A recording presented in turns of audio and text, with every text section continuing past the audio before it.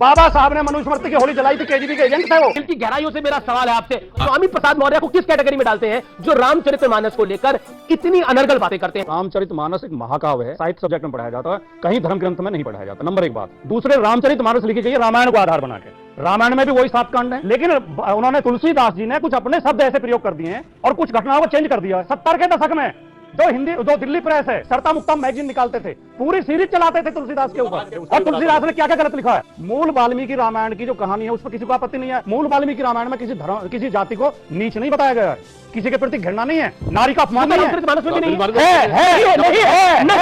है। अब इन्होंने एक बात कही गंभीर, हाँ 70 के दशक में लिखा जाता था। और ये क्यों लिखा जाता था मैं बताता हूं, आप सबसे कहता हूं जाके देखिए, आज तो पुरानी आर्काइव्स खुल गई है, जाके चेक करिएगा। एक टर्म है आइडियोलॉजिकल सबवर्जन, ये बाकायदा कम्युनिस्ट पार्टी का एजेंडा था केजीबी का, और इसका रेफरेंस है कि मित्रों किस archive KGB and the world part 2। आज की पीढ़ी के सामने सारा डिटेल है और मान्यवर अब जाके पढ़िए तो हकीकत समझ में आएगी। बिल्कुल सही बात कही गई है, ये सारी बातें भारत को कमजोर करने के लिए थी।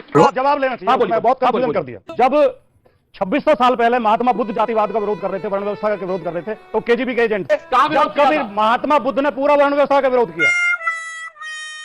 जब कबीर लिख रहे थे कि जात पात पूछे नहीं कोई, हर को भजे सो हर का होई, और जातिवाद का विरोध कर रहे थे, तो केजीबी का एजेंट। बाबा साहब ने मनुस्मृति की होली जलाई थी, केजीबी के एजेंट थे।